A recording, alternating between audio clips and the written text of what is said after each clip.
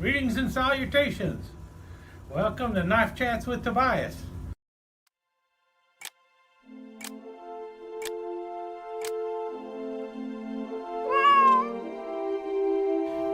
If you follow the channel, you probably know I like to collect equal end pen knives, and this is one of my favorites. It's one of those cast metal ones. In this case, it's either got Diana the Huntress on there or a wood nymph or something. It's one of those knives that came out of Solingen, Germany, probably either in the 1960s or 70s, somewhere around there. It might date from earlier than that. I really don't know. But you see on the blade here, stainless. On the back side, it says Solingen, Germany. And then on the other blade, the small pen blade, it says Inox, Solingen. And it's, it's got a woman with some flowers over her head. She's got a lute or something on her back and just frolicking in the woods naked. But we'll get back to this knife in just a second because it's one of those weird things. Now, I don't know if it has aired yet or not, but I was also working on a video on knives and pairs. It's a response to Patty's Potato Peeler's open tag on knives that go together or knives that would look good in a pair. And I had already talked about this knife a while back. This is my case desk knife that I bought for the channel. See there, Knife Chats with Tobias. And it's just a really nice desk knife, fancy word for letter opener. Most letters openers are not in 154 cm steel, but anyway, this is probably a Tony Bowes design, I believe. In any case, it was just a knife that I always wanted, so I went and picked one up. And you saw the office knife there. Well, that office knife matched this perfectly. This is a Camillus office knife and handles that are basically a celluloid, but they referred to it as ivorite. And I just had mentioned when I did this video to begin with that it'd be really cool if Rough Rider or someone would come out with an affordable set of these two knives together, both in white smooth bone. I thought that would be a really great idea. And so that was going to be one of the pairings that I had for the knives and pairs. But then there was also another set, or I had another letter opener that I also wanted to match up with a knife. And that was my Knife Chats with Tobias equal end pen knife. This is the one I had made up for the channel. Unfortunately, I can't get any more of these, and I've only got about 3 or 4 more left, so they're going to go out only to the most special people that I can think of, and some of them might be kept for family. So, but in any case, they're not an expensive knife. They're made in China, but it's a nice equal end pen knife with wood covers, and you got the 2 pen blades. You know, a pen blade and a spear blade, and then you also have the little ring down here so you can hold on to it. And I remembered that I also had a wood-handled letter opener that I could pair up with this. So I was going to have this set, which was the high end, and then the low end set of pairings of this knife with a wood-handled letter opener. And so I grabbed this knife, and then I went to look for the letter opener and could not find it anywhere. I mean, I knew exactly where it was supposed to be because it was one of those things that was just supposed to be laying on the desk right next to this knife, but it wasn't there. And so I went and tore through everything. I went through all my drawers. I went through the junk boxes. I went through everywhere possible to try and find the knife, and it's like, okay, I can't find a knife. I've got to get a replacement for it. So I went to eBay and started looking for the Imperial letter opener with a knife blade, and started going through that over and over and over, and just scrolling through and doing different searches, trying to get the wood-covered Imperial letter opener. And suddenly what popped up in the feed wasn't the Imperial, but another one out of Sologen. And it's right here. You see there, it says, you might be able to see it there. Germany, Sologen, stainless. I think it says stainless. Oh, letter opener maybe? I don't know. Opus, something like that. Any case, really nice looking letter opener. And look at the scene on there. It's like there's another wood nymph. It's like, wow, that is pretty cool. Two different scenes on it. You see there, you got one on where she's playing the lute or lyre or whatever you call it, which is the same thing that is across the back of this woman. And on this side, she's just basically admiring herself in the mirror while the wood nymphs or whatever, or the cherubs or whatever, attend to her needs. And I thought, man, that is going to be a great pairing for this knife. So I went ahead and put a bid in on it and got it. And it's also got a blade. Really need to clean it, and it's farm fresh. I don't know what company made it because of what they've done here, and I believe this was done in the factory. This is for cutting twine, and then you've got a blade for cutting other things, cutting tape or whatever you want to do. I guess you could also probably use that for sharpening a pencil if you wanted to. And then you've got the long letter opener for it. So I went ahead and bought that, and then continued to look for the other one, but ends up it was right where it was supposed to be, and I didn't see it, and that was this one. And you probably already saw this one in the original video of my knife pairings where I showed it with this one. So not a perfect match, but close enough for knives and pairs. But I gotta tell you, that one is nowhere near as cool as this one is. This one, I mean, it goes beyond just the scenes on here. This thing is a little bit heavy, but the scenes are one thing. To have a pen knife that matches it is pretty cool too, even though it doesn't match it perfectly. It's got the same theme going on with it. But this blade is just really an interesting blade. And once I clean it up, it's going to be even cooler. The way they have work the tang there so that you can do more things with it, like cut twine and probably sharpen pencils and all sorts of stuff. Really good shape. Yeah, it's a little stiff here in the pivot, but I have not cleaned this at all. Barely got a little bit of wobble if you really try. I have no idea when this was made also, but I'm assuming it was probably back in the 60s or 70s as well. And again, out of Sologen, Germany. So that's pretty cool too. So it looks like I'm going to start collecting pen knives and an associated letter opener. I wonder how many more of these kind of pairs I can end up with. Well, it'd be great if I could end up with another one like that. If someone like Rough Rider were to come out with it, talk about something that should be in the Stonework series. That would look really awesome. Anyway, I'll let you go. Hope you enjoyed it.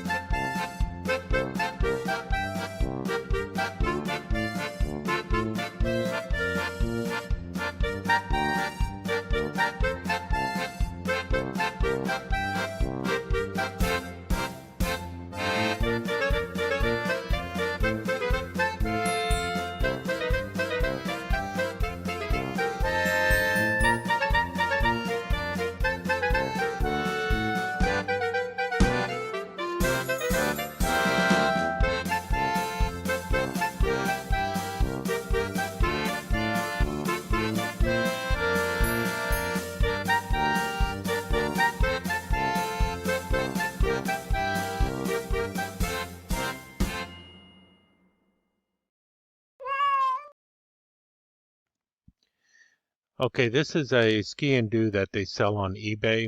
Now, I kind of knew what I was getting when I ordered this, but the thing is you really just can't find a decent ski and do, at least on eBay. Now, I do have a great one that I got from Slick Slicers, and I actually ordered this after I got the one from Slick Slicers. And when I bought this thing, I did not pay a lot of money for it. I actually ordered two at the same time. This is the first one that came in, and I'm not expecting much. In any case, this was an actual first look at this thing. Okay, my expectations are extremely low on this to begin with, especially considering I already have an actual ski and do from Eric from Slick Slicers fame. He sent me one with an actual Elkhorn handle with 01 tool steel blade. This is your, I guess the way Eric described it was your tourist tat. Yeah, so basically we're talking right there, made in China, 7¼ inches overall, black decorative handle, and fancy scabbard. I have not looked at this yet. I did pick it up on eBay. I paid, see the price? Well, that isn't the price, but that's basically what I paid. $1 an inch for this thing. So let's open the box and see what it looks like. My expectations are not that high. It looked very plasticky online, and in person, it is living up to those expectations. There you have the thistle up there, and thistle down below, and seam there, and very much plastic. The handle is supposed to also be ABS with a jewel on the top. That is some kind of cut plastic also that is glued on the top of everything in this handle is plastic. Every bit of it. I don't even know if this is glued on there or if it is stuck on there with glue. Or if it's just molded in there and then they give it a brass tone. I think it looks like it's glued on. It's like glued onto the molded handle. And look at the side here. You can see how the two pieces are stuck together. Dare I even look at the blade? Will it open? It opened. Okay.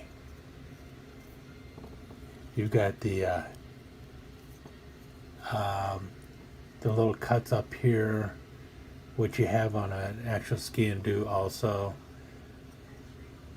Blade drops, very thin blade stock. Is it sharp? Well, let's see here.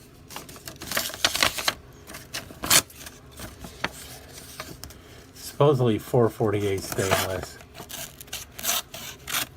I guess if you get it in there is some kind of edge. Maybe you could sharpen it. I don't know. Online it said 440 stainless. You can feel a burr running on this. The blade feels very wonky.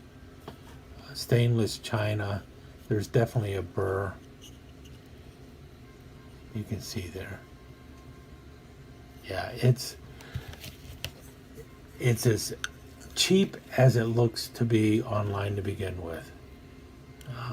There is something in there. What is that? Just can you see that? There's like gluey stuff right there. Like where the I don't know if you can see it in there or not. See that? It looks like paper or something.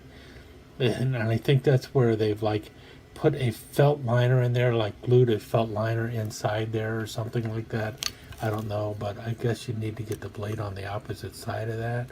Oh no, maybe not. I don't even know what side the blade goes on. That's why it's, yeah, something inside the sheath really should come out of the sheath, I think. This glue stuff here is making it more difficult for the blade to go into the sheath than necessary. So that's, you know, the liner on the inside is all loose. You see there? Look at the end. Yeah. If you see these online, I'm telling you now, there's a reason they charge $6 for it, because it's worth all of. They probably spent a quarter making this thing. It is very much basically a dangerous kid's toy, because that's the quality of it. It's like a what you would see for a toy for a kid, but they actually put a metal blade on there that has a sharp edge, so the kid could not have it. If they would have put a blunt plastic blade on this, it would be a nice toy for a kid. But as it is, it's a little too dangerous for a kid. But you know, if you're giving it to a kid, so you can, you know, for a young kid who is just learning about knives, maybe, but it's probably a little dangerous there too. But I guess from a distance, if this is all you wanted to stick in a sock, then proper size. It's like a ski and do like object. It's not a real ski and do. Look at that even. They have it on the front, but they don't bring it all the way around. Can you see that? Anyway, there you go. That's what those cheap plastic ski and do's online are. They're worth every bit of $2, and you're going to pay about $7 for them. I guess part of it's the shipping. Anyway, there you go.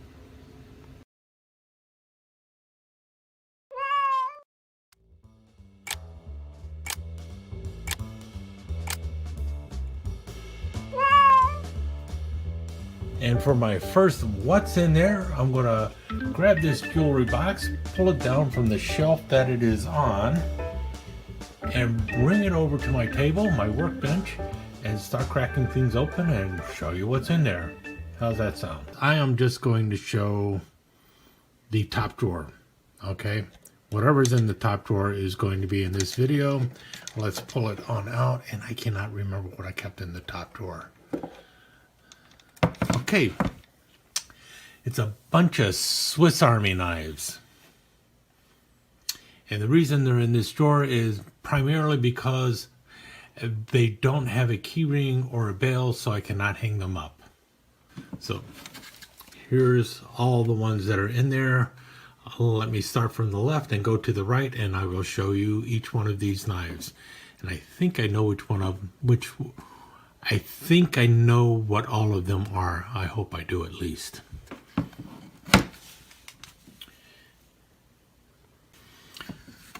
Okay, the first one is a Cub Scout Pocket Pal. So a two-bladed Victorinox knife. You see here it's got the long spear blade and then the secondary pin blade. There's actually two Cub Scout knives in there, so I'm going to grab them both at the same time. And if you can see there, let me see if I can get that to focus. I really should have brought it over to the counter, I think. You see that? It is a metal inlay. It's a stainless steel metal inlay for the Cub Scout diamond there. This one, on the other hand, is just a silver stamping of the Cub Scout thing. So this is the newer one. Again, same blades though, just the spear blade and the pin blade. So the first two were Cub Scout knives. I think there's a Boy Scout knife in here too. Let me grab it next. Okay, and here we have the Boy Scout one with the Boy Scout emblem on the bottom. And this is a Sentry. It's just a single blade. It's interesting that the Boy Scouts got the single blade and the Cub Scouts got the two-bladed one. But there you have it, the Sentry. I believe it's a Sentry. Yeah, Sentry, S-E-N-T-R-Y, not Century as in 100 years. Okay, next we have, this is, I've shown this one on the channel before. It is the Small Tinker that does not have a key ring or bail, and that's why it's kept in here. And you notice it's got the patent mark on there because of when it came out and everything else. And the you've got the cutting edge there for wire stripping on the cap lifter screwdriver. And you got the clip blade. And also, as you can tell, you have the quarter round screwdriver, Phillips screwdriver with the file portion on there. So I've got a whole video on that one, so let's move on to the next one. All right, next is just your basic pocket pal. So very similar to the Excelsior, except it does not have a key ring, and so that's why it's kept in the drawer here. But we already saw the other pocket pals in blue for the Cub Scouts, so that's the other one in here. I do have some other non-key ringed Cub Scout or Swiss Army knives that are not in here, but these are the ones that I keep here. I think the next ones are all in the garden variety thing. Oh no, this is a what is this called? The Day Packer. It's the one with the clip blade, but it's the 100mm knife that's very similar to the pruner or the garden knife, but it has a clip blade on there, and it's really a nice knife. Yeah, it is just it's got a little bit of a funky grind. I have to put it in the notes on the bottom. I forgot what it's called.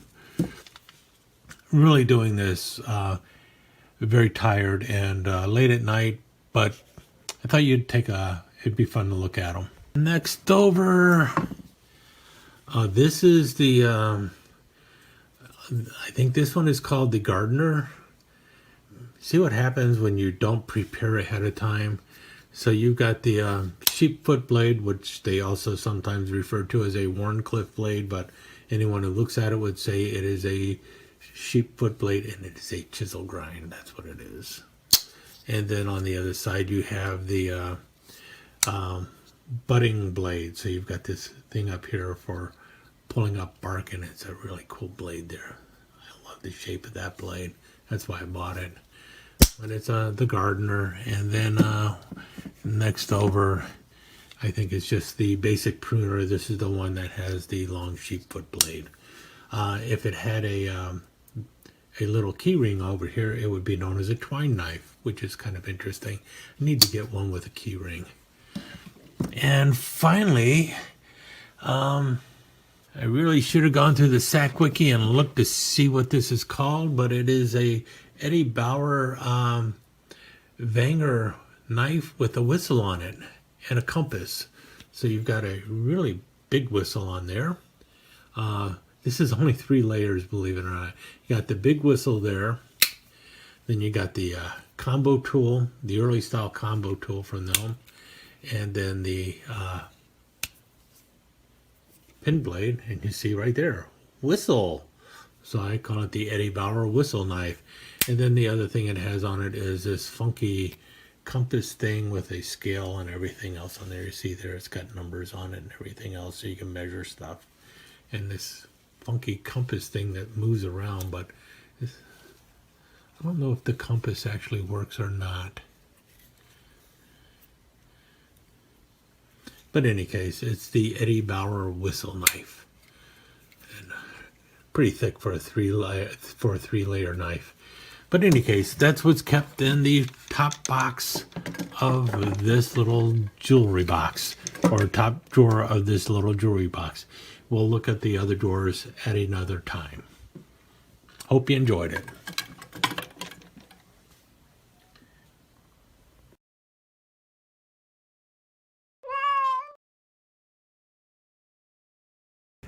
Let me take just a second to thank you once again for dropping by and spending a few minutes here at Knife Chats with Tobias. I really do appreciate it, and I do appreciate any comments that you leave. So please remember to give me that thumbs up, and also don't forget to subscribe and ring that notification bell so you'll know when the next episode is up and running. Thanks again for dropping by. Really do appreciate your time here.